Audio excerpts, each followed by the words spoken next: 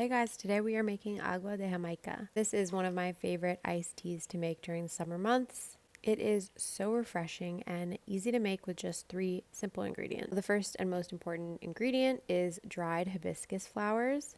I got mine at a local tea company, but you can find these in many different grocery stores.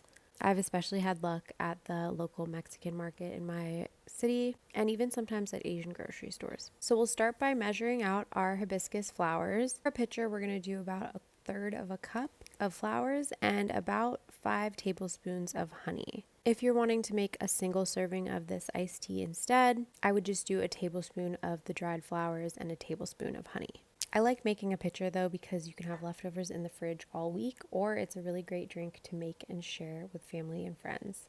It's also important to note that you can always adjust the level of honey that you want based on the level of sweetness that you prefer. But I like to start with 5 tablespoons of honey and a 1/3 cup of hibiscus flowers before I add my water. And then you can add more honey once you have a chance to taste it. So at this point, you're ready to add in your hot water. I like to use water that's about 190-ish degrees Fahrenheit, but you do not need to be that specific about it. Just go for a low boil because you don't want the water to be too hot. You don't want a vigorous boil because it could really scold those flowers, and they're delicate and we want to be able to taste their flavor. So before your kettle starts really whistling is a great time to pull it off and add your water. And for the 1/3 cup of dried flowers that we're doing here, I like to do 5 cups of water. And again, if it's too strong for you after you taste it, you can always add more water, or you can add more flowers while the water is still hot if you want it to be a little bit more concentrated, if you want a more powerful hibiscus flavor.